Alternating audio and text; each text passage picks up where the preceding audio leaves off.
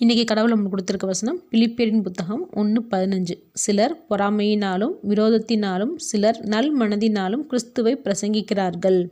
இந்த வசனத்தை கொண்டு கடவுள் நம்மகிட்ட என்ன சொல்கிறத பார்ப்போம்.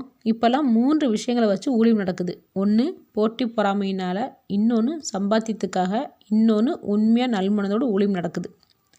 போட்டி பொறாமையினால் ஊழியம் பண்ணுறவங்க அவங்க பிரபலமாகணும்னு நினைக்கிறாங்க. அதனால உண்மையாக ஊழியம் பண்ணுறவங்கள போட்டியாக பொறாமையாக பார்க்குறாங்க, அவதூறாக பேசுகிறாங்க, இல்லாததை சொல்கிறாங்க. உண்மையாக ஊழியம் பண்ணுறவங்க யாரையும் போட்டியாக பொறாமையாக பார்க்க மாட்டாங்க. அதனால யார் அவங்கள குறை சொன்னாலும் பெருசாக எடுத்துக்க மாட்டாங்க.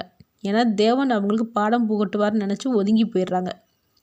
இதில் இன்னொரு ரகம் ஒன்று இருக்குது. தேவன் பேர் சொல்லி சம்பாதிக்க பார்க்குறது, ஏசாமி வச்சு பிஸ்னஸ் பண்ணுறது. சோஷியல் மீடியாவில் யூடியூப்பில் பார்த்தோம்னாலேவும் எத்தனையோ பேர் ஏசாமி போஸ்ட் போட்டு அவர் ஆமேன் சப்ஸ்கிரைப் லைக்குன்னு அழுதுகிட்டே நம்மளை போட சொல்கிற மாதிரி அப்லோட் பண்ணுறாங்க. எதுக்கு இதெல்லாம்? இதுக்கு பேர் உண்மையாக தேவனுக்கு வேலை செய்கிற மாதிரி இருக்குதா?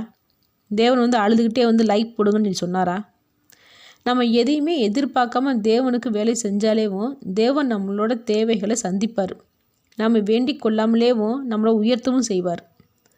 இயேசு சாமியை கொண்டு பிஸ்னஸ் பார்க்குறவங்க, பப்ளிசிட்டி தேடுறவங்கள என்றைக்குமே தேவன் அவங்கள உயர்த்த போகிறதே இல்லை. அதனால் தேவனுக்கு பயந்து ஊழியம் செய்யணும். ஆமேன்.